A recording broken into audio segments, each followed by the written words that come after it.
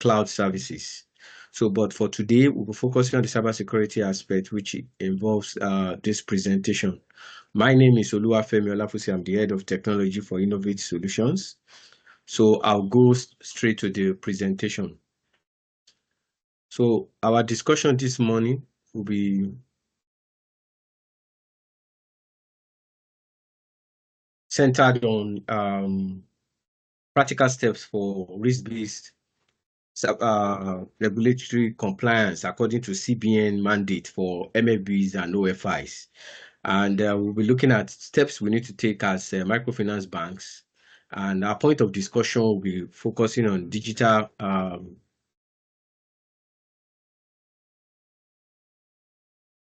Our point of discussion will be focusing on digital frontiers, the emerging threats in the cybersecurity space. We'll take a look at the CBN mandate itself to OFIs and MFBs, and critical look at the framework of the pillars of the risk-based cybersecurity assessment of CBN. And most importantly, what are the actionable steps, we need to take, which is the very critical part of this presentation, and also the parts that we need to take also to ensure we have a secure system, a secure future as an organization. So after that, we can go into questions and answers. So I go to the presentation proper. So on the digital frontiers and emerging threats, it is important for us to understand that the MABs in Nigeria, there's a lot of digital transformation that is going on now at a very incredible pace. And of course, we know banks, well, MAB now are now, churning out their own mobile app. Application for loan now is going online. There are a lot of credit risk analysis that is being done. All these are powered by IT system, and a lot of digitalization is involved in doing this. So, and what this does is that it exposes these MFBs to, the attack surface. The attack surface expand, making them a potential target for attackers. And all this infrastructure that we are using, like the web application, our web, and the mobile app, and all these things, make us more potential, gives a potential entry point for malicious attackers and advisory. So it is important for MFBs to ensure that they are protected, they are immune to such threats, and so that these targets, so that they will not become targets for this organization. These adversaries. We want to understand that most MFBs, and from my experience, interaction with a couple of them, say, what am I doing? What is the amount of data that I have? I am a small business.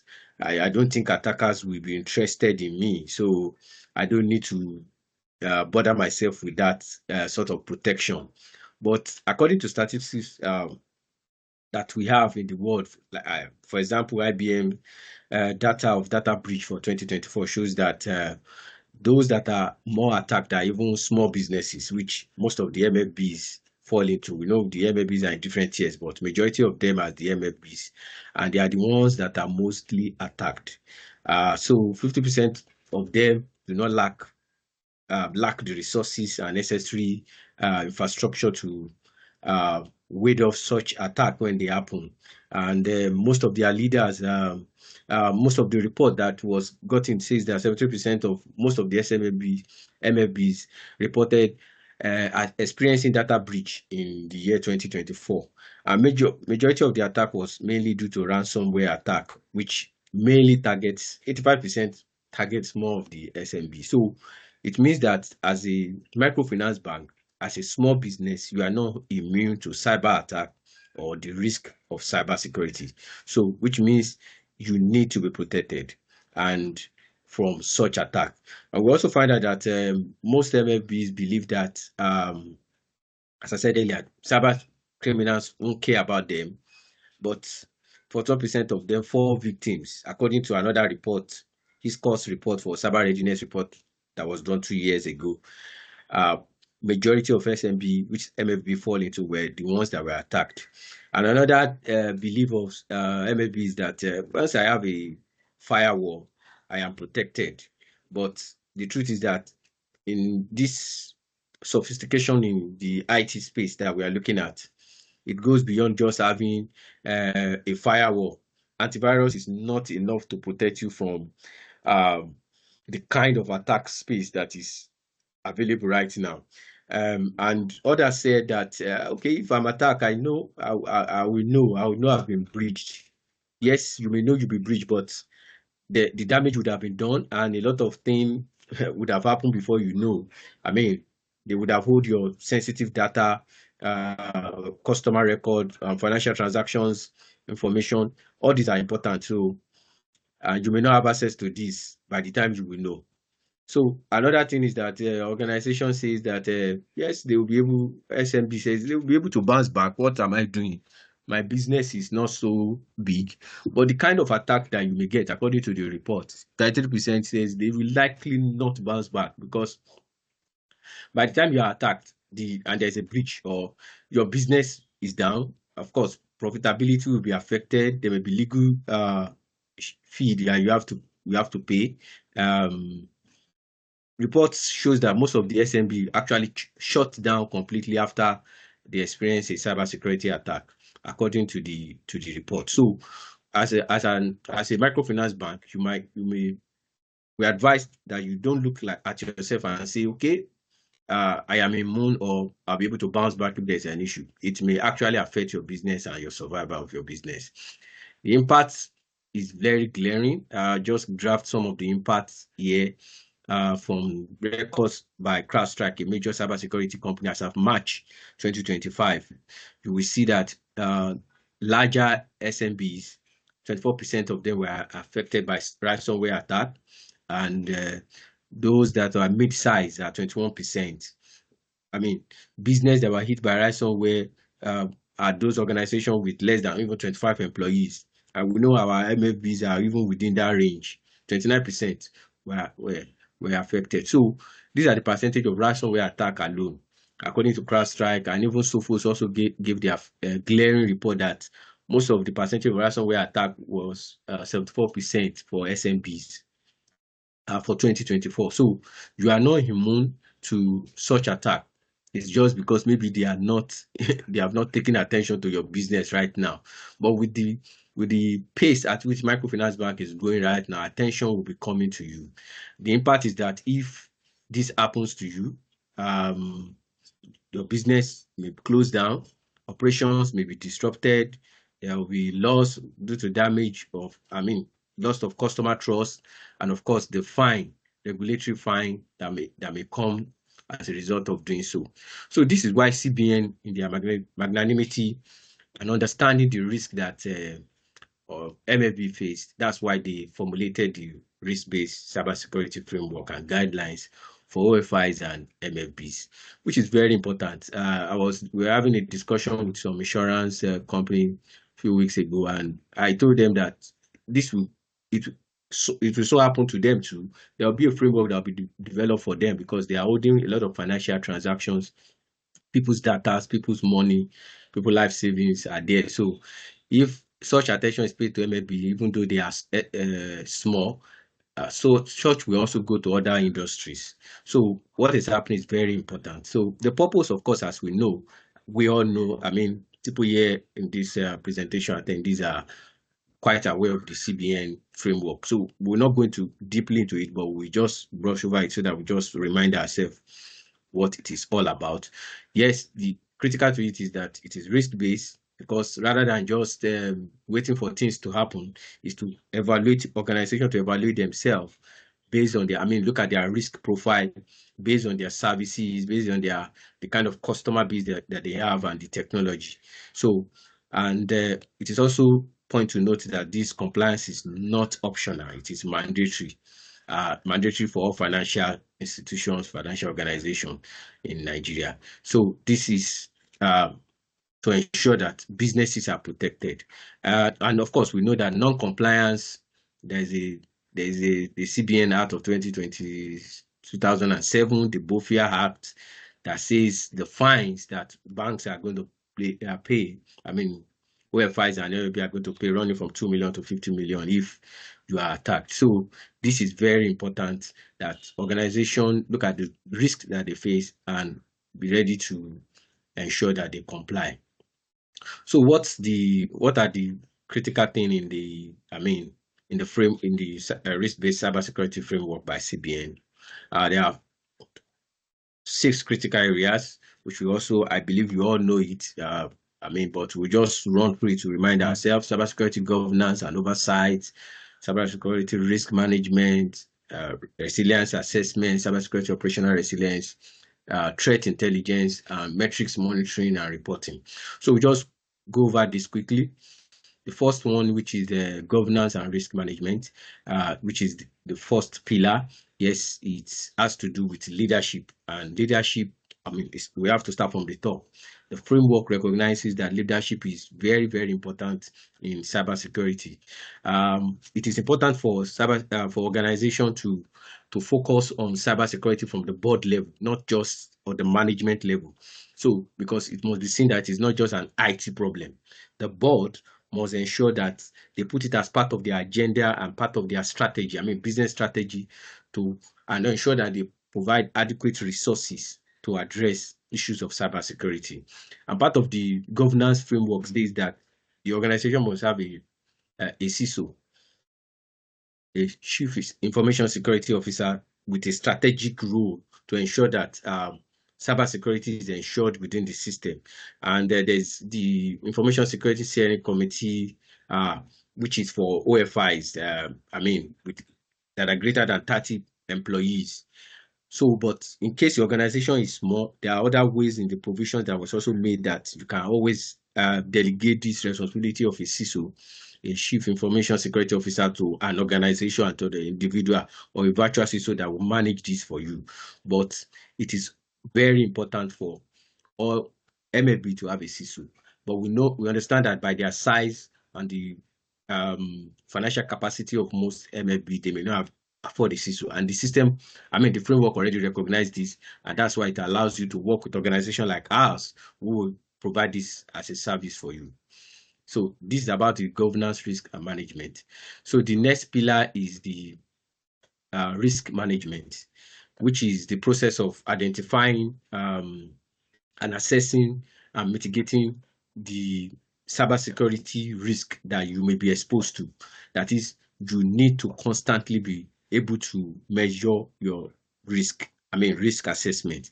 A typical example is that you need to look at your critical assets. Yes, you have customer database, you are holding a lot of sensitive customer data. Your banking application is very important that you are using to handle all kinds of banking application.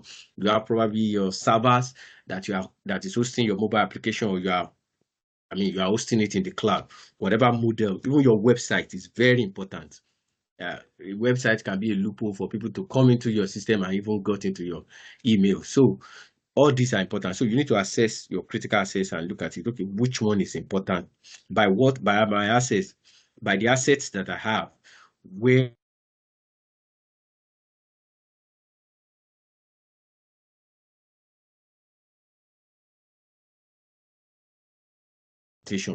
or may impact my business. Please, can you hear me? Yes, we can hear you. Yes, Yes, we can hear you. You can go ahead. Yes. Okay, all right. So, and why this is important is because the central bank has identified that MABs have these 2 major challenges: expertise and capacity issue, because they are small business. They may not have the infrastructure or resources to put the right technology in place. So, but still yet, it is important for us to do risk management assessment. So the next, that's why the third one is the resilience assessment. That is, this focus on knowing how strong your defense is. What you have, the defense that you have put in place, the infrastructure you have put in place for cybersecurity, how strong are they before an attack happens? And someone is asking a question. So this involves 2 critical components, which is internal audit and penetration testing, according to the Wow. third pillar, which is, sorry, someone asking a question. So the first one is, I said, internal audits and penetration testing. One particular one is the penetration testing, which is where you can bring in a third party, maybe an ethical hacker, to just simulate a real world attack on your system, on your website, on your app, or your backend database, whatever uh, system that you have, to find if there's any exposure or to see any vulnerability that can be exploited. So this kind of approach help you to discover your weakness before a cyber criminal does. It's better you bring an ethical hacker, an organization like us. We come in, we check, we do that ethical hacking, and look at where you have a loophole before it happens. So penetration testing is very important, and maybe there's an unpatched server, maybe there is a loophole in your network where people can gain access. All this is what the vulnerability assessment and penetration testing will help you to discover. So this resilience assessment is very, very important. So the fourth pillar is the cybersecurity operational uh, um, resilience. Okay, the earlier one is resilience assessment. Why this is operational resilience? What this has to do is more practical. I mean, hands-on security control. This is where hands-on security control come into place, and where you can maintain continuous operation to ensure that your business continue to run. And these are include infrastructure like firewalls, maybe policy like multi-factor authentication, encryption that is within your system. Let me talk about the MFA, for example. MFA is when you have 2 or 3 methods for people to be authenticated or users to be authenticated before they gain access to your system. For example, if someone has a password, you are not going to restrict it to only password. You are just going to get additional code or SMS, whatever, before someone gains access. So if for example, your password is hacked or stolen, uh, without the second factor, which is probably SMS or a code sent to your email or to your phone, they will not be able to get access. So MFA, second factor authentication, is very, very important. So all these are little things you need to do. I recently posted something on LinkedIn where I talk about something as simple as covering your camera of your laptop, because that can be a means by which people can gain access, look at your face, and even gain access to your system and know what you are doing. So little things like that in an organization are part of your um, operational resilience. So this pillar, there are two critical areas, which is first one is incident response plan. Oftentimes, most organizations will just draft a document called incident response plan. It's just a document, but it is supposed to be a detailed approach to or steps your IT management will take or communication process if something actually happens.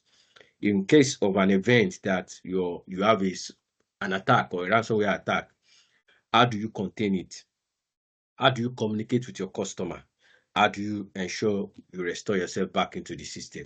So it's not just a document. We understand that most MFB just say, approach a cybersecurity can help me to just, I need to pay a little money so that I can just meet CBN requirements and move on. But the truth is that if it is just, you allow organizations to just do documentation for you and they submit to CBN and you are done, if issues actually happen, incidents actually happen, if your incident management response or incident plan is not foolproof and your proactive defenses with cybersecurity, EDR, or multi-factor authentication are not there, you will not be able to survive.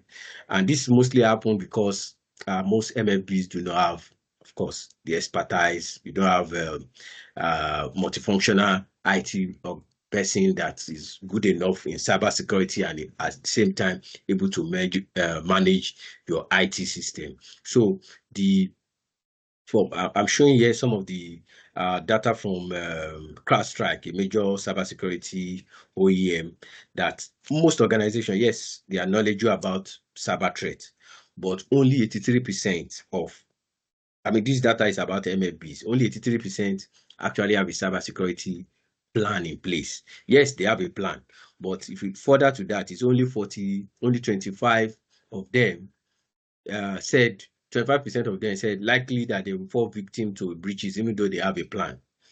And only 42% says that they 42% of the 3% has said that they have regular employee training. So these are all the factors that affect MFBs and SMBs in terms of ensuring that they have cybersecurity infrastructure in place. And CBN already understand this, and that's why the point about proactive defense, which takes us to the next one, that is cyber threat intelligence. The proactive defense is, how do you stay ahead of the curve? How do you ensure that you know the threat landscape that is constantly changing, the new attack and vulnerability that is emerging daily? When your core business, you just want to be focused on the core business. You want to be focused on how you ensure that your business survive, grant loan, get deposit, serve customers. But the pillar says you still have to have a proactive defense in place. So this is where you leverage on industry experts like our organizations who can help you to focus on this, while you focus on revenue and your core business. Organization here, they have the intelligence, they are exposed to what is emerging threats and vulnerability that's happening, and organization like this will now help you to predict and prevent attacks rather than just react to when it happens. So that's why that is very important. So threat intelligence is very important, and as a microfinance bank, as you are focused on your core business, you may not be able to handle this. That's why you may use a third party to do this. Further to the challenges of cybersecurity, SMBs and also microfinance banks, which fall under SMB, is that, of course, most of them use outdated tools and they cannot have round-the-clock coverage because of their budget. Data that was done by CrowdStrike evaluating 291 SMB leaders companies, it was shown that yes, most of them have 91% have firewalls, 89% have multi-factor authentication, 70% have antivirus. But however, most of them, only 11% reported using AI-powered tools, outdated tools. So even though they have firewalls, MFA, traditional antivirus, the threat today are mostly powered by AI, and so they are using tools that are not powered by AI. So which means they are vulnerable. And 1 out of every 5 of those in the sample of those sampled for this evaluation says they have more than 6% of their budget on cybersecurity. I'm sure Nigeria for MFBs is way lower because the environment that we find ourselves. So, but you need a system that works around the clock. You need a system that is according to the latest technology. The modern threats today are not based on files. They call them fileless attack, fileless malware, credential theft, zero-day exploit. So this firewall, multi-factor authentication, traditional antivirus may not solve it for you. So there are people those that want to attack are going to attack most likely at night when you are sleeping. They are called nighttime warriors. So you have a system. You need a system that is working 24 hours. So whether you are in the office or you are not in the office, that can, check this for you and be able to respond to such attack. So, which means MFBs, SMBs, microfinance bank needs to spend more and increase their budget in order to meet these requirements. So the 6th pillar, which is monitoring and compliance, which I know a lot of us know already, is the mandatory annual cybersecurity self-assessment report, which we are expected as MFB to be done and to be signed by CISO and must be submitted to CBN by March 31st of every year. And critical on these assessments is your key performance indicators. Maybe, for example, your number of successful phishing simulations that you have done, or key risk assessment. There might be a number of unpatched critical vulnerabilities that you have experience. It's part of the report. You know what I mean? We're expected to report actually what we have actually experienced. But we know in Nigeria, most people don't want to do the accurate report because of the perception of what will happen to them or the fine that will happen. But the truth is that you need to look at yourself critically and really be sure that, yes, you are really protected. So we're expected to, MLB are expected to submit this annual report. So which the report says that that expose your security posture, where do you stand, and how compliant you are to the requirement, which is very, very important. And so those are the framework. I'm just running. I know we all know the framework, but we want to go to the critical part, which is steps that we need to take to be compliant. Now, I'm not talking about steps we need to take to just be able to say before March 31st, bring someone in, they quickly help you, pay a little amount of money to them, they help you to quickly do one or two things, package documents, submit it to CBN. You need to be sure that you are secured, because those documents that you just quickly submit to CBN will not save you if you actually have an attack. So that's why you need to look at the practical real steps you need to take in order to be secure. And the first one is to establish a strong governance. I mean, start from the top. The board needs to be actively engaged. It is not just to sign up budget, but to understand the strategic implications of cybersecurity, where the company is, where the exposure, what are the infrastructure they have, where is the limitation. So, and also to ensure that, yes, you have a CISO as mandated by the frame policy. Policy you should have a CISO, but it's not just because of the policy. A CISO is either an organization or an individual that has the experience and the skill to do evaluation of your system end to end. So we can engage a virtual CISO like us that will help you to check your cybersecurity policy, your standard, your procedures, do a sort of, there's something we do which we call cybersecurity maturity assessment, assess your system from where you are right now, where you will be, where you are lacking compared to other, what is the standard across the world, and what you need to put in place, and advise and say, okay, this is what you can afford right now, put this and this in place based on what you have, and this is what you should do in the next 5 months, 6 months, in the next 1 month. So this is what a CISO does, not just comment to pass about CBN guideline, but to be truly protected. So this element is very important. So another crucial one is policies and procedures that you are put in place, not just documents. It must be practical.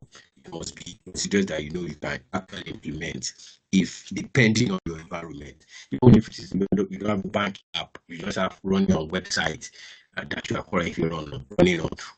What is your exposure as regards to your websites that you are only using as your your IT space to deal with your customer?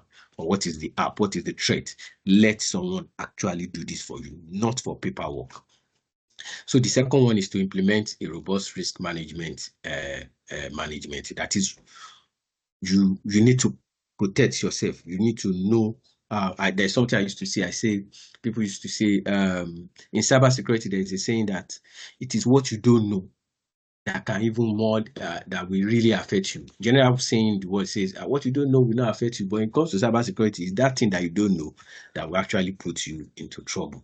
So that's why you need to conduct regular, thorough risk assessment, not paperwork risk assessment, to help you prioritize where to invest your infrastructure, regardless of your resources, and address where you have the highest amount of risk. So this is where you bring in a third-party vendor, like organization like us, where we work with you, we look at the challenges and give you real practical solutions, not paper documentation purpose. So those are the first two practical steps.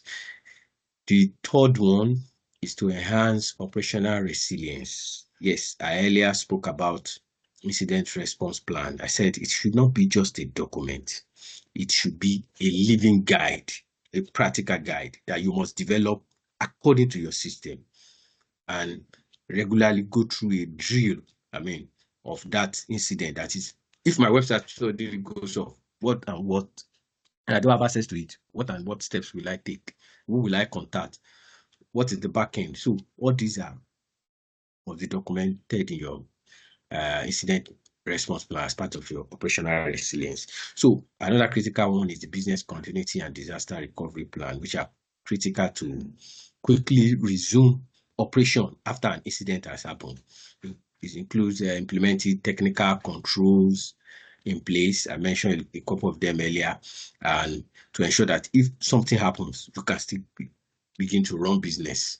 I must tell you that most of the our commercial banks are constantly affected every day. The only thing you hear, there's no network. You may hear there's no network for 6 hours, 4 hours.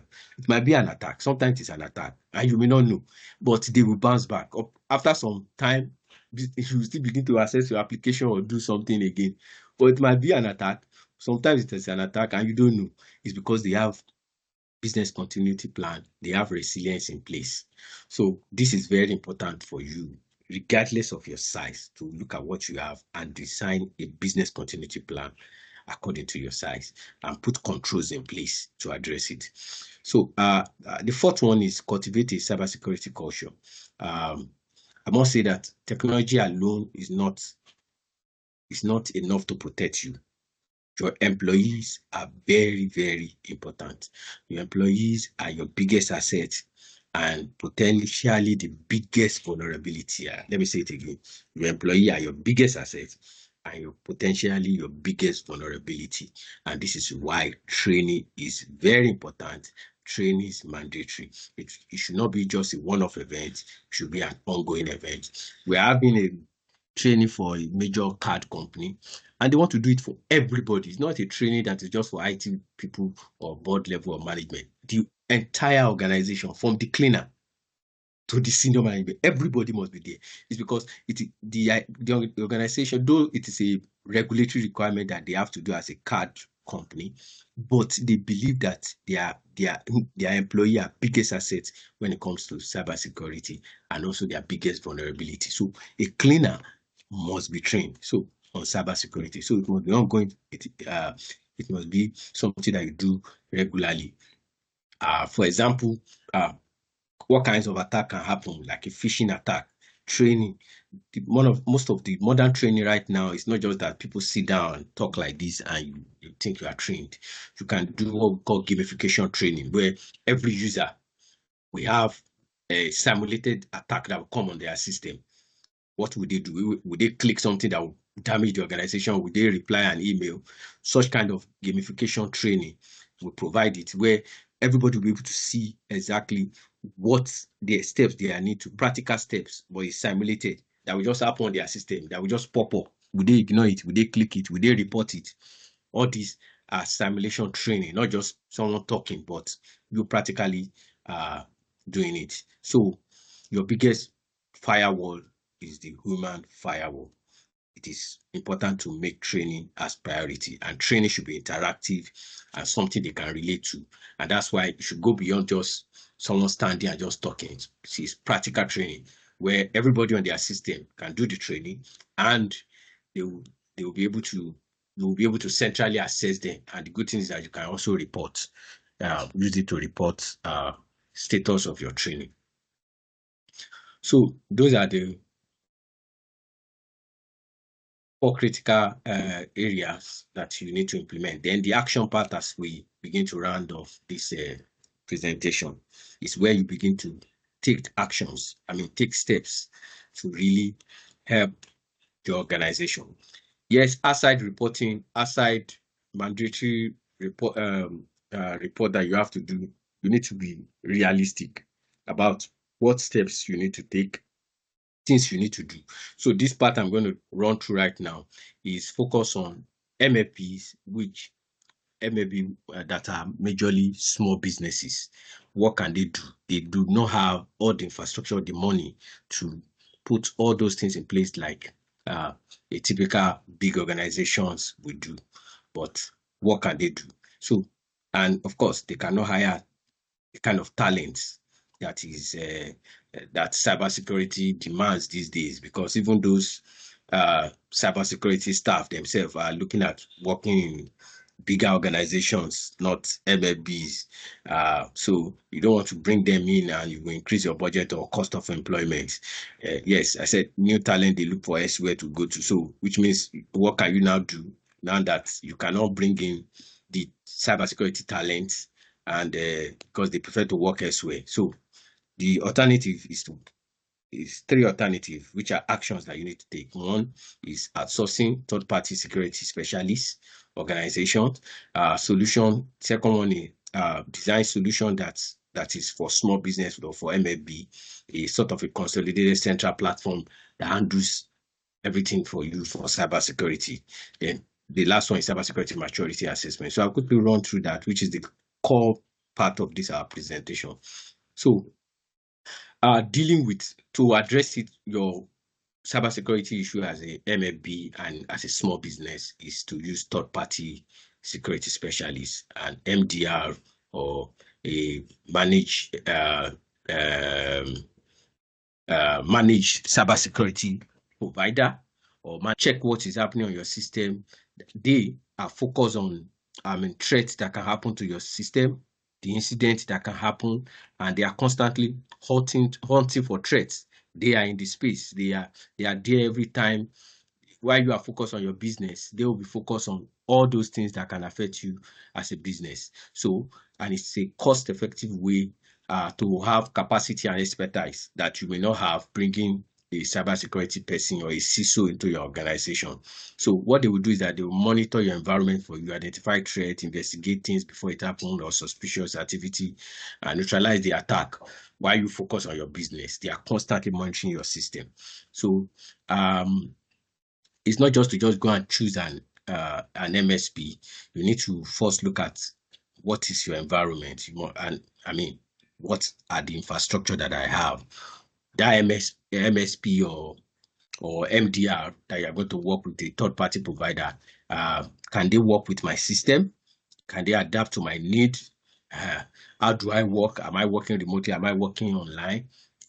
Fully on site? Are we going to have a sort of a full outsourcing of every of my operations to them, or I will allow my IT person to take part of it while they take other parts? Is it going to be a partnership? All this is considerations that you need to look at when selecting an MSP or MDR service provider. So this is very important. So an MDR and MSP, our organization provide this service. We can do this for you, while you can rest and focus on other things. So by the time cybersecurity assessment is, required, reports will even be pulled out from these services that we're already providing for you. The second suggestions I made was to have a centralized consolidated security platform. I said earlier that most organizations, most MFBs, which are SMBs, do not have the tools and experience designed that cybersecurity tools are designed for. Most of the tools are designed for big organizations. So, but there are other ways by which they can still manage for SMB. There are cybersecurity solutions that are centralized. I mean, a centralized platform that has all the tools that you have. Instead of looking for enterprise solution, looking for advanced technical solution, you can look at an enterprise solution that is central, that has all that you need, and of course, is AI native. I mentioned earlier that most organizations or SMB have just antivirus, firewall, and thought that they are fine, but you need to look at AI native applications that works with artificial intelligence and will be able to allow you to manage all these things centrally. A centralized system that will now be your endpoint security, be your antivirus, that will also provide email security. Most people are just thought, once I have an antivirus, I'm fine. But email security is very important because email can be a means by which they can enter your system, firewall. So all these are combined in one system. And so you will not be jumping up. We have one provider providing antivirus, another one for email security, another one for firewall. Just so many tools like that. But one platform that will be managing all this for you. You will not be managing multiple vendors.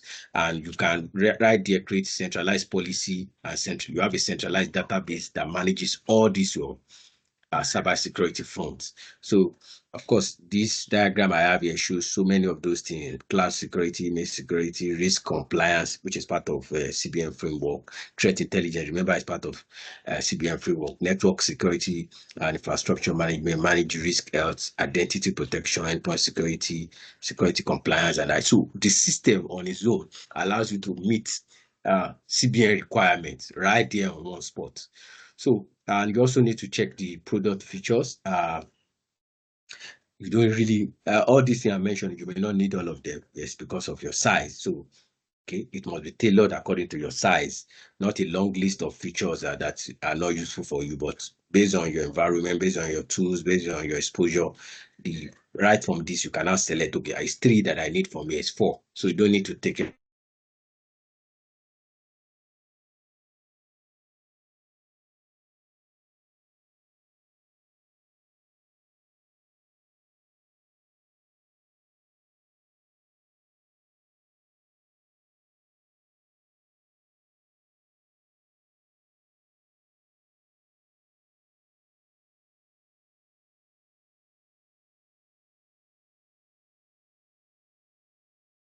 Please, can you hear me? Yes, Yes, we we can can. hear you now. We can hear Yeah, we you can now. hear you. We can But hear we you lost you now. for some minutes. Okay, sorry. Sorry, I heard the beep, so I thought, okay, thank you. So I go on. So a centralized tools for that will be available for you 24/7. You are at home, you are in the office, the system is working the cloud for you. So attend to any issue, and of course, buy time before. If it happens during off working hour, at least the system will at least stop it or do some things for you before you come in and step in. So this centralized consolidated security platform is a veritable tool for SMBs and for microfinance bank.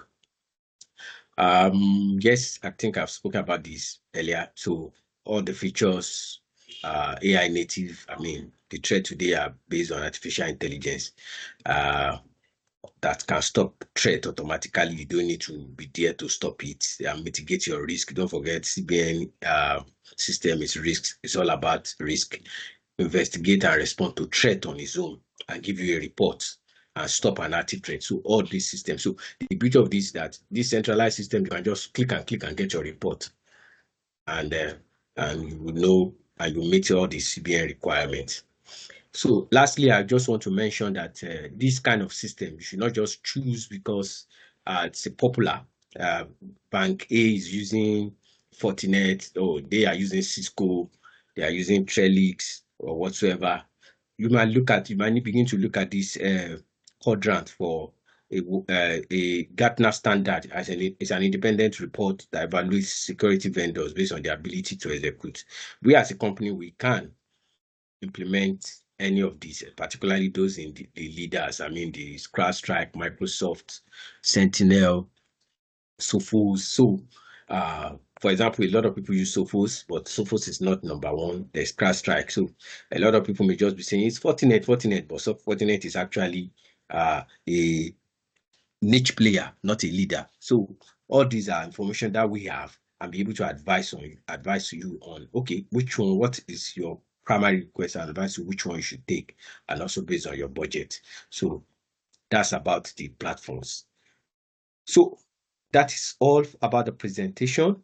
Thank you very much. I'm recapping now. Just to mention, cybersecurity is no longer a technical concern. It should be a strategy. It is something that has to come from the leaders, from the board level. It must be part of the business strategy. The CBN risk-based cybersecurity assessment or report is not just for you to submit a report. It's to understand your risk and practically be able to defend yourself. Finally, it is important for you to constantly monitor and adapt to new threats and be compliant, and you need adequate tools.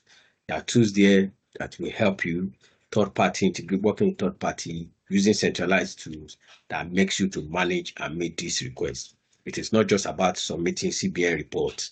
It is about being sure that you are actually protected. And if there's an attack, you can really bounce back and continue to run your business.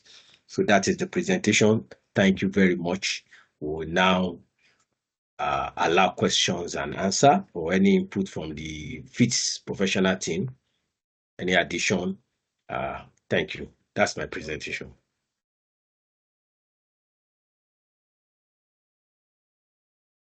My own experience of being involved in board evaluation. To show the seriousness of this issue, CBN even have advised that it should be an agenda item, cybersecurity, so that they want to know, they want the entire board, it's a strategic issue now. So it has gone beyond something just leave for the IT, just like you mentioned. So I just feel it's important to highlight that it's a tough issue, very key, that all organizations, irrespective of where you are, you have to take it very, very important. So that, and of course, that if something is an agenda item on the board, it shows that how important the particular issue is. So I think you're on the right path. So maybe at this stage, we can listen to questions from participants. I also have mine, but maybe I want to reserve that to maybe after you have heard from others, so that they can hear directly from you, the experts in that area. Thank you. So the floor is open now for questions. Yeah. Good afternoon. Yes, good afternoon, sir. Good afternoon, sir. Yeah, this is Sandabi Enterprises. All right. Yes, I just want to make an observation. I noticed most financial institutions concentrate on web design and web advancements by probably adding one or two things, not really focusing on the security aspect. I want to see if there is a way that these financial institutions and other big organizations can really advise the management, the board, to focus more attention on cybersecurity, which is more important because any slight mistake can run a company or an organization down, no matter how big it is. We see all these things happening in developed countries. So I don't know if there can be a special budget for cybersecurity in all these organizations, rather than focusing on web designing, all those aesthetics that most organizations are focused on, So that is my observation and maybe a question. Okay, thank you for that. I believe that question is not really more of a cybersecurity question. But my own thought, I believe maybe other people even in this call can answer it. But this is what I'm thinking. I think, sometimes with the board and management, from my experience, they want to listen to third party. And they also want to look at metrics. They want to look at evidence-based decision making. Just like we shared earlier, some reports of MSB, we have more reports around this. I just captured a little where OFIs, MFB, like small business, which are part of small business, are attacked by cybersecurity. So if you have such data, such information, which can be presented to the board in a structured manner, showing that these are the risks that we face as an organization if we don't put this in place. These are what, my experience working in IT, you present as an IT person anyway, you present to management, these and these are what we need. If we don't do this, these are the risk factor. These are the things that may be affected. This is the things that can happen to us. Loss of business, loss of these. When these are presented in a factual manner, well documented and presented to key management or board, I think it may be easy for them to make such decisions, even though the cybersecurity the regulators has made it mandatory, but you still need to present it properly. So I think it's a matter of presentation to the organization. Nobody at the board level of management will want to lose their business.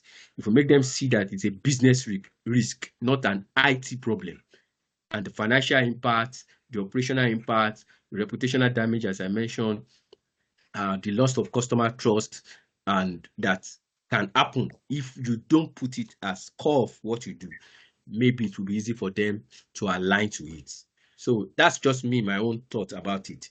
I don't know if anybody has any other addition, because it's more of a business question, not really a cybersecurity question. That's what I'm thinking. Okay. Did I answer the I question? think you're on course. Can we have a question? I think that addresses what Okay. you raised. Good Any morning. other question? Good morning, colleagues. Morning, sir. Good I'm morning. Da- I'm Da- yeah, I'm David Oyebade from Telawan MFB. Okay.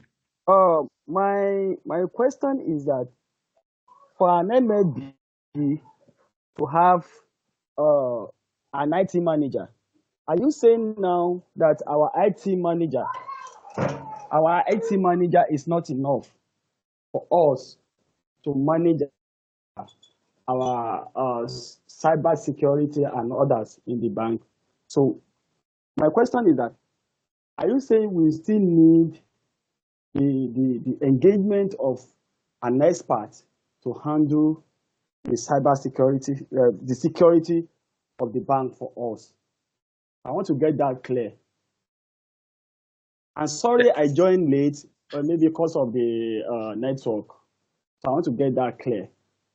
Okay. Thank you. All right. Thank you, sir. Very good question. So if we follow the cybersecurity framework in their wisdom of CBN, I mean, framework design at a country level is not just designed by one or two people. You should understand that several sort of steering committee and people would have sat down before this is formulated. And the framework says that having an IT manager is generally not enough. If you look at the framework, you need to, because of the the technology landscape, you need a CISO, a CISO for an MFB and even an OFI, because IT managers are generally focused on availability and functionality of the MFB's operation or technology. But a CISO is responsible for overall security posture of the organization. It's more of a strategy. It's more of a managing and mitigating risk and implementing those strategy and conducting risk assessment, responding to the incident when they happen. So that is what a CISO does. So yes, you have IT managers that maybe have this measure or some level of this experience, but in IT, nobody can have it all. That is why organization we have a chief technology officer, and we also have a CISO. If you look at the big commercial banks, so because there's a thin line that divides them, there's a distinction between them. One is focused on risk, while the other is more focused on operations, accessibility, and the business. While the CISO is more focused on cybersecurity. So that's why, I mean, CBN in its wisdom in their framework says that you need to use a third party, and they also recognize that you may not have all the skills required. Your IT manager may also, you can bring a third party, which is a virtual CISO, organizations like us that can help you to do this part, because it's not your core business. The IT manager is most time concerned about, you will call him and say, okay, the app is not working, the banking app, the customer are not accessing it, the network is not working, and you want him to also add cyber security. So I think this is the reason why. Okay, thank you very much, sir, for the time and presentation. My name is Kamidin Arowona, calling from Kamo Limited. Sir, my question is still in one. First of all, I want to confirm, these cooperative societies, multipurpose society, are they also under SME? If yes, what are the likely challenges they may face in terms of threats and risks that may require need to put the server into place? And also, if they want to do, from where do they need to start from? What is the starting point so that to achieve the server security and to ensure that the facility or infrastructure is well protected? Thank you. Okay, thank you, sir. Your question was if cooperative society are part of. Honestly, I'm not sure if cooperative society are part of the other financial institutions. I'm not sure. I doubt it. I stand to be corrected. I believe I'm sure of MFPs. I'm sure of all those finance company, but I'm not sure of a cooperative society where they stand in terms of the cybersecurity assessment policy. However, if a cooperative society that has infrastructures, that have means like network, like apps, and all those things that they are using to engage their members, they need to be secured. If they have any means by which people contact them, who save money, they keep database, they keep transactions, uh, there's front-facing app, there is a back-end application, there's a website, all these, once they have it, they need to be secured regardless of the policy. So that's my thought. And maybe to add to it, I want to support you. Cooperative, the financial cooperative, they are not under the purview of CBN. But most of them, they are either registered through state or at the federal level. But once they are registered, there are quite a lot of big ones that, like you rightly said, may have app, may have website. So best practice, even if they are not, maybe it's not enforced that they do this, but I think best practice connotes that they also ensure that their systems are secured and there will be no issue. Because once there is an attack, there are some cooperatives that are even bigger than some MFB. So in terms of, you want to be sure that all your database are secured so that anybody entering it, because they are quite being attacked in any way. So that means that even for them, this kind of webinar is also important for them. But maybe that will take me to ask these questions. From your experience, you will notice that most banks, there's what they call API. Now they have a main core banking application, and they have some other application that is integrated through the use of API. And there have been some experiences whereby there will be an attack. The core banking application will say it's not my fault. It's because of the integration. So from your experience, how do we tackle those things as an organization? So if I bring an expert like you, are you going to look at it holistically, or you are going to focus more on the core banking application, or is it going to be a separate charge? So I just want to get some bit of clarity on that. I don't know whether the question is clear to you. Okay, it's clear, sir. So Okay. I want to mention that some weeks ago we were with one of the commercial bank, and they were looking for a system, an API management system. Why were they looking for an API management system? Because they are handshaking with several providers, several solutions. They need a solution alone that is just managing the handshake. And this issue that you reported, where probably one system is now affected, one system is not secure enough because by virtue of the operation, they need to handshake via API with several systems, several provider or vendors and the likes. And maybe some particular handshake is not so strong and it can be a means of an attack into their system. Because of this, there's a solution specially designed for API management. That is, at the point where they are all handshaking, is constantly monitoring the end-to-end interaction and exchange of data between their core system and all the APIs. So if the system notices that there is some threats or something that does not seem right with any of the handshake, it can block it quickly for that time being and be checking it. So that is just a system at that level of commercial bank. If they are doing that, how much more the organization, the examples you are making. So API security is very, very important. And part of the thing that we can also do is to also do a vulnerability assessment and penetration testing of these APIs. Of the applications and in their handshake. And there are also tools that also checks where these handshakes are in the cloud. So it is possible, and it is also very essential. Okay, sorry, I have one more question. Sorry for the participant that, but it's just for people to get it. Now, one of the major challenges in the microfinance space is actually cost. I mean, all these cybersecurity, you experts, by the time you bring your bill now, sometimes it's above the roof and, I scare people away. Yes, I want to be secured, but at the same time, cost is very important.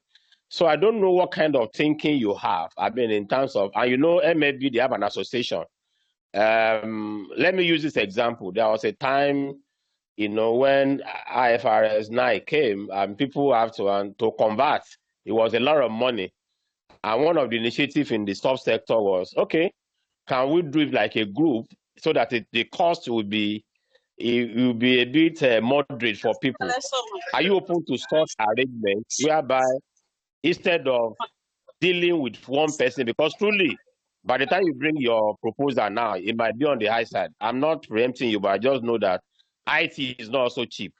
So what is your thinking around this kind of comment I'm making? Thank you. Yes, thank you for that question. We have a clear understanding of the capacity of MFBs in terms of the operations.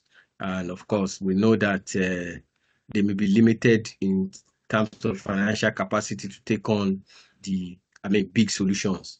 And we also, I must say that we also believe in numbers. Numbers, of course, when we have multiple MFBs asking for same solution, we know it, of course, drive down costs. So we are open to that. But I also must mention that the kind of solution we also implement, we have factored what we know is suitable for smaller organizations. That's why I mentioned what I'm showing you, a solution designed for smaller businesses, consolidated centralized platforms, for example, that we may implement for them, that we know that we address multiple solutions, multiple services at the same time, rather than them have multiple vendors. I mean, you want to do firewall, you want to manage your API, you need a centralized solution that can allow them to still be able to do this at a minimal cost. And also checking how many users you are going to have. If a user is not really necessary to be part of the subscription, you remove them. It's only key people that are required, that are facing the system or facing solutions that you are using it, that will be subscribed. So all these are factors we also put in place. So we are not wary of that, understanding that cost is a challenge, but we are ready to work with organizations, and we also know that numbers that you can bring, as we have multiple MFB here, will also help us to drive down the cost. That's me. I don't know if my CEO wants to say anything, because it's now finance. One of my directors is also here. If they have anything to add to that. Madam CEO, over to you.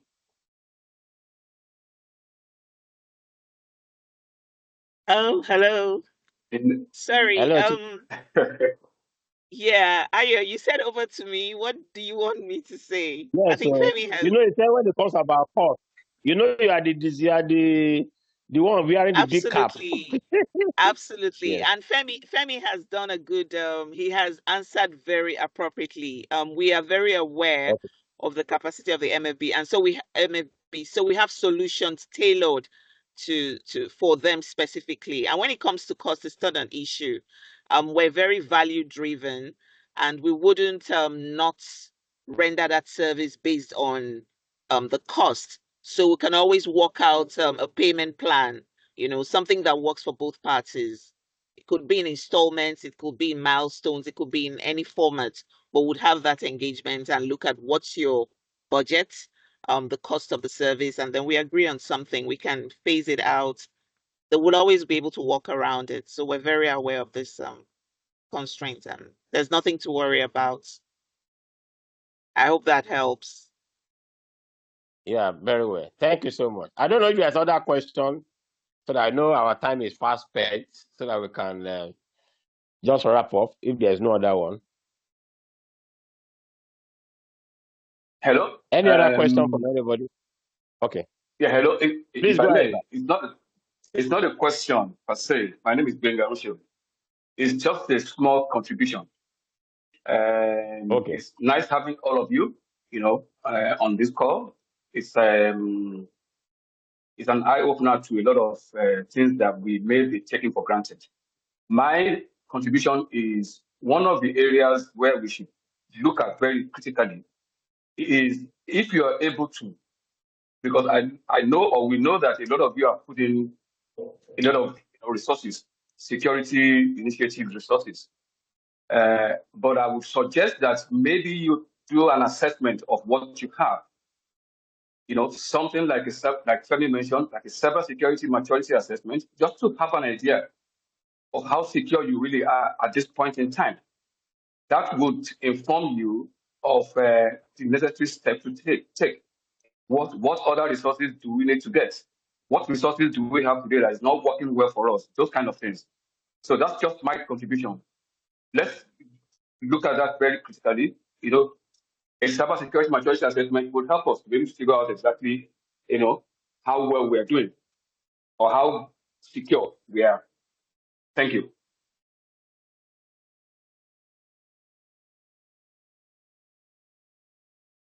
Hello? Okay. Thank you, sir, for that addition. Any other question?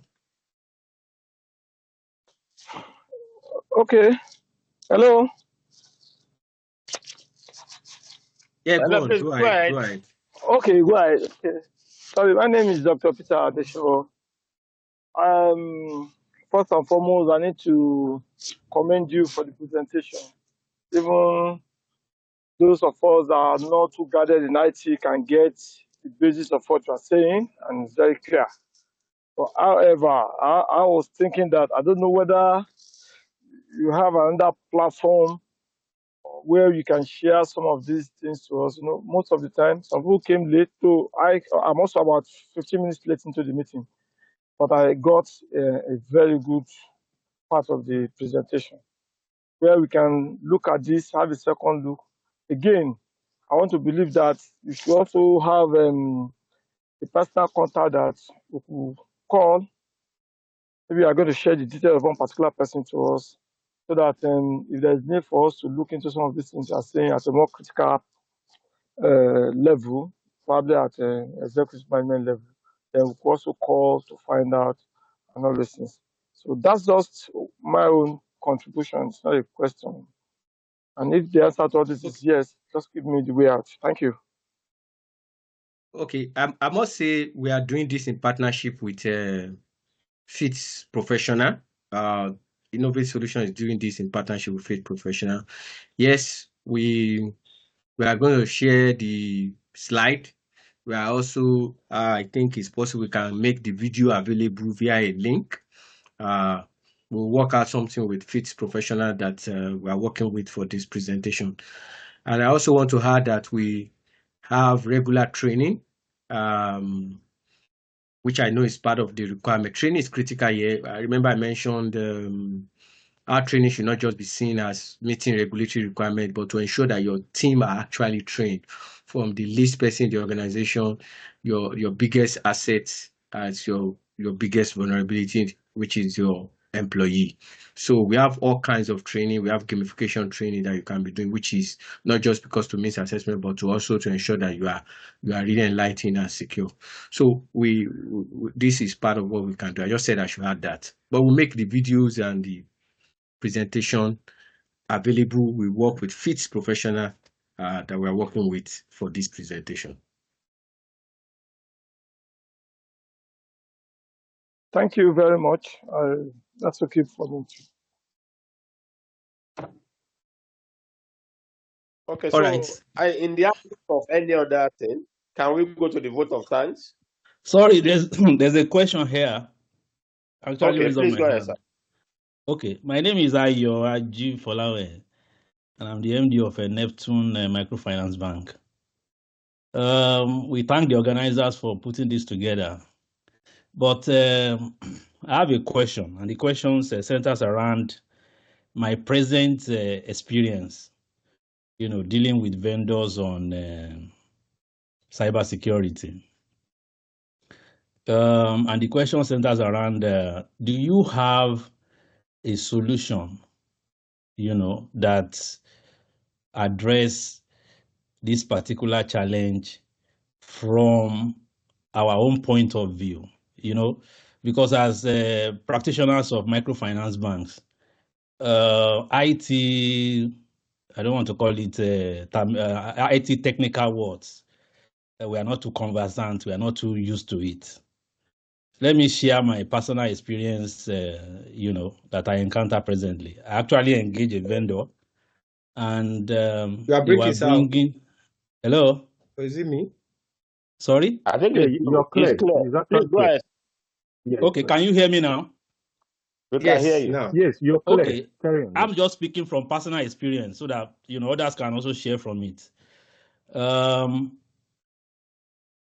I engage a vendor on this particular issue of cybersecurity, and the experience was not palatable because from our own point of view, what we want is a solution, that can address our concern, and our concern, let me put as a layman to cybersecurity, is I don't want to get attacked. So how do I solve this? What solution do you sell to me that can address my concern? So rather than, suggesting or offering a solution to us, right, we just enter into a series of presentations, bringing vendors, different vendors, capacity, etc. All of it. I mean, everything became so boring, right? So my question to you now is, do you have a ready-made solution, that can address our concern? What is our concern? Which is, I think, is generic. The concern is, as microfinance banks, as a fintech, as financial institutions, we don't want to get attacked. So what solution are you selling to us that, will prevent this? I quite understand there might not be a one cap fits all, because based on what we already said and agreed, that we need to do vulnerability test so that we know, each organization's area of weakness, right? But at the same time, taking us through like what the other vendor did, taking us through the route of, bringing different vendors, or, suggesting different, ways of doing it.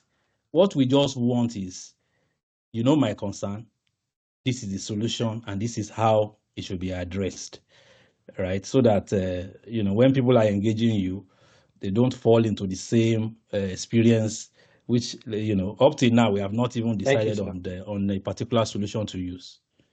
So that's just what I said as you had. Thank you. Thank you. Thank you for your very important question. Yes, you have answered the first part. There's no single ready-made solution that eliminates all risk. There's no single solution. You see, there's something we call attack landscape. That is, you can be attacked via network, which is your local area network in your office, and maybe you are even sharing. I will not be technical. Maybe you're wireless now. You have the guest Wi-Fi or people coming to your organization, you are giving them access to Wi-Fi. And through that, you can be attacked. That's that. Your staff taking flash drive outside that brings some viruses into your system or to your organization. That's another attack space. Your website, just don't think because you have a website, you are secured. What about secure socket? What about security of your website itself from the back end? What about your subdomain that you're probably open that you are not even aware of? That is also a possible means of an attack. Then you now also have your banking application where you even have all the financial transactions. You now have your staff that are logging in via email. A staff that can now begin to go and share his password with his brother or friend, or write it in a paper and put it on his desk, and someone picks it up. That's another attack. So the attack space is wide, and that's why a good provider will not just give you a ready-made solution. We'll look at it and sit with you down and say, what are you using to provide services? What are the technology you are using? Start from your website, from the app, from your emails. There's email security, for example. There's another thing, cloud security. If your app is hosted in the cloud, you can say, because I have my app is hosted in Microsoft Cloud or Amazon, I'm secured. If you go and check Amazon, Microsoft, and Google Cloud, we tell you, yes, we are securing your application we have our application in our cloud, but you need to still do cloud security for your application. So that's Microsoft telling you, even though you are hosting on their platform. So there's no one size fits all solution, and there's no ready-made solution. The best ways is more of a consultation. We sit with you down, know all that you have. What are the possible risks or that you are exposed to for every of the platforms that you have, from the websites, backend? We only just website that you have. So fine. We will make and begin to look at, okay, what are the possible attack surface for websites? I begin to, so by the time we do all this evaluation, then we now know, okay, this is the recommendation. You yourself, by the time we put it together, this is the recommendation. You now say, okay, maybe this one, I want to handle this for now because it's critical. This one is not as critical, although everything is important, but there's criticality that this one, if it is attack, it will affect finance. I may not have, I may be owing a lot of people. I may not have access to my finance. Okay, maybe that one is more important. We now begin to look at all this depending on their criticality and importance. I now know how you want to take them one by one. However, I also mentioned there are centralized platforms that, to some extent, which I showed earlier, that, okay, if it is a firewall, just normal firewall, there's difference between firewall and web application firewall. There's a firewall that ensures that within your system, people cannot just gain access into your network or gain access into your email. That's just general firewall. But there is a web application firewall that now secure your application on the web. So that tells you that it's just having a capacity is not going to solve protect your web application. So that is why this kind of training is very essential, where you have a provider that does that comes to your level in terms of explanation, not too technical, and you understand it as a senior management person who is focused on your core business, and make you to see, oh, this one is where I will need to take serious right now. So all these are what we will do. And from that, we can now both agree, okay, let's do this first. However, there are some platforms that can allow you to handle multiple things. Maybe not all. And say, okay, this one will be able to handle firewall, handle this, handle this, handle this. And you have one central system, one central database that you can now check that this one is sorted, this one is sorted, this one is pending. So those are the ways by which we can do it. So where you will not go through multiple vendors. That's why it was part of my presentation. I was not talking about multiple vendors. I was talking about what I know will be suitable for small business, most likely a centralized system. But even a centralized system, they come in modules that you can check. I want this out of this centralized system. I want this out of this centralized system. I don't want this. But it is one platform. So you are not dealing with Kaspersky, Sophos, Fortinet at the same time for different solutions. It can be this one that can handle this all at the same time. This one can handle multiples, and you'll be paying maybe a centralized subscription. So that is an approach I believe can work. Hello. Does that answer your question? Hello, me.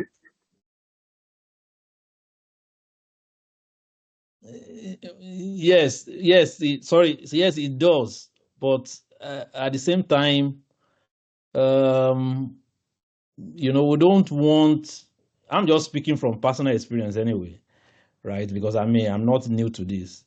We don't want to be too belabored with the processes of finding the solution together. See, this business of digital banking is not new to you, right? All those areas of attacks. I don't think there's any fintech, right, that will not be vulnerable via email, that will not be vulnerable, itemizing all those areas of different attack levels. So my take is we can have the very first engagement and discussion. Questionnaire can follow. Then secondly, You can do vulnerability assessment, right? And then you should be able to recommend the solution. If I tell you, we've had more than 7 or 6 different presentations. That could be frustrating to a small organization that is not really technology savvy like that. So that's why I'm just, using that experience to advise that in dealing with us, right, we should try and You're right. minimize all this trying to find the solutions together. We can design a kind of template, that can quickly travel us from, point A to point B, the intended point B. That's just my take. Yeah, if you notice, my director mentioned cybersecurity maturity assessment earlier, and that's what that assessment does. That assess what you have from point A, point B, just exactly as you said it. That is what that cybersecurity maturity assessment does, and it also involves sharing with you a questionnaire.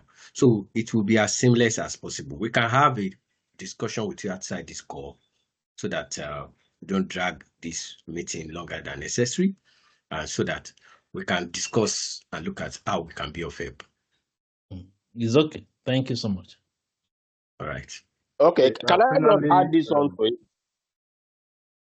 Yeah, Yes, sir. can Go I ahead, add sir. this on to it, Mr. AY? I think one other thing is, there are some, I'm sure you know FIT, and FIT has been around. There are so many people that will claim that I can do this, I can do that, and sometimes you also want to be careful with people who are doing trial and error or something you are not very vast in. So for me, I think from anybody's proposal, if I look at your proposal, assess it, I'll be able to know, do you have the competence to do this? Even take, for instance, as simple as VAPTs. It's not everybody that knows what to do. Some people, they are just head of IT somewhere, and they feel it's something they can do, and they go and get the job, and at the end of the day, you see them roaming about. They won't be able to deliver. So I think those are part of the thing that I think for them, I know them and I know their capability, and I'm sure you also know that I've been in this industry before to even bring them, say, okay, let them come and have this something. I think there are people that I know that in terms of the competence, in terms of ability, there's something they can do. But I hear you, because somebody, you start midway and it can be very frustrating. You've been on the journey, somebody is saying, go this route, okay, that one will not work, go this way, they can really be. But I think they've also taken notes. I'm sure they have a very different methodology that when they get to the level of having one-on-one discussion with you, you'll be able to see the difference between them and the other people that you have had previous experience with. Thank you. Yeah, thank you for that input, sir. But the person that spoke, we don't have your contact. It seems you did No. not Don't worry. Don't register. I have it. I can. Okay. Yes. All right. Yes. Okay. If you All right. permit me, Mr. Femi, can you hear me? I want to add one thing. Okay, go ahead, Olu. Okay, my name is Oluwafemi. So, Mr. Ayo Ajifolawe, your question when you first asked is, we don't want to be attacked at all. That was your question, and that is what you want to address. And my head of tech, Mr. Femi Olafusi, said something that security should be proactive. It's a proactive thing. So it's not a passive thing. It's just like, okay, just take this, install it, and you're secured. No, it has to be a proactive thing. And when you say you want to use a proactive measure on an approach to secure your bank, yes, like it says, CSMA is very important. Your cybersecurity maturity assessment, that's where it all started from. From there, you get your recommendation. Then the cyber hygiene of your staff, it's a proactive thing, it's a process. But then when we have a one-on-one with you, I will be able to explain that process to you. To actually address your question, which is we don't want to be attacked at all. That is your question. And that's just a little I want to contribute. Thank you very much. It's okay. Thank you. All right. Yeah, thank you, everybody. I think we can.